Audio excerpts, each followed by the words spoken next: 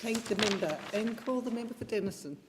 Thank you, Deputy Speaker. Deputy Speaker, Tuesday night's budget was obviously very disappointing for Tasmania. There was hardly anything in there for my home state, despite the billions of dollars being splashed around on mainland infrastructure projects. Yes, the federal government says there's $1.1 billion for Tasmania, but frankly that's all old news, such as the continued Mersey Hospital funding and the Launceston City deal. Deputy Speaker, responsibility for this shambles doesn't rest simply with the federal government, because it's the state government that must also shoulder the blame. Indeed, the state government should be doing its job, knocking on the doors of their Liberal Party colleagues in Canberra and fighting for our fair share of the big money on offer. But alas, it's simply not the case, because the state government continues to show time and time again that either it doesn't know or doesn't care about all this potential federal investment. Deputy Speaker, the best example of what I'm talking about is the University of Tasmania's visionary STEM proposal for the Hobart CBD. This project would be transformational for the university, for Hobart and for Tasmania, and it would create a significant economic boost, both during construction and on completion, with the thousands of staff and students who would occupy the new facilities. Infrastructure Australia, no less, has assessed the proposal and given it a glowing endorsement. That's why I've taken this proposal to the Prime Minister personally, and he's left me in no doubt that he understands the value of the project, but also that any formal approach for funding must be driven by the state government.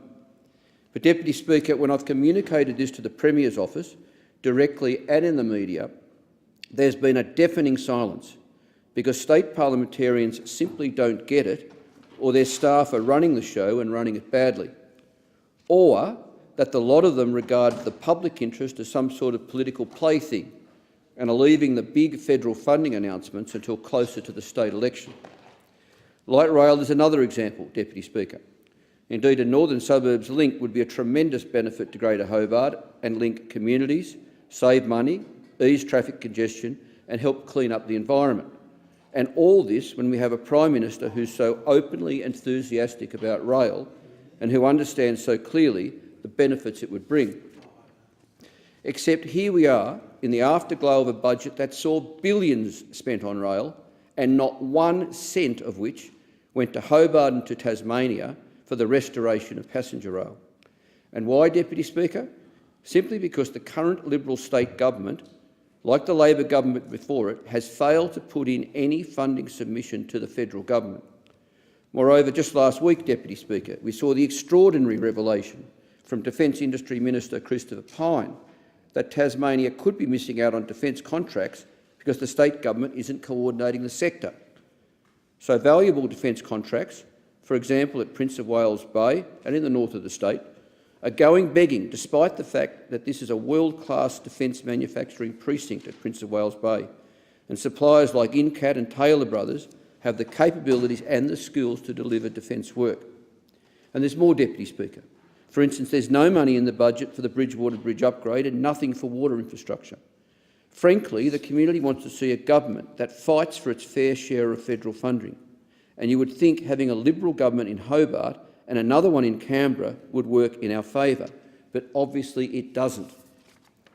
Instead, we have pathetic scenes, like yesterday, when the state government's response to criticism was to say that Tasmania had got plenty of investment and that anyone who says otherwise is, and I'll quote the state government, dishonest and delusional. The Tasmanian government has also lashed out over education and claimed that the state will receive the greatest share of federal education funding per student, despite the fact that state funding is simultaneously being gutted, with the result that net funding for public schools in Tasmania is actually going down. Deputy Speaker, the community deserves much better than such personal attacks and lies. No wonder, then, why just yesterday afternoon a constituent, who is a person of considerable standing in the community, summed it up when he texted me to say, and I quote again, "Absolute incompetence, farcical really, how incredibly short-sighted." Deputy Speaker, this isn't hard stuff, but too often it's all just too unfathomable and difficult for Tasmanian state parliamentarians. But I suppose that's okay for them because they're well paid and their needs are met. Why should they worry about looking more interested in the community, they would be thinking, when the state election is probably not until next year?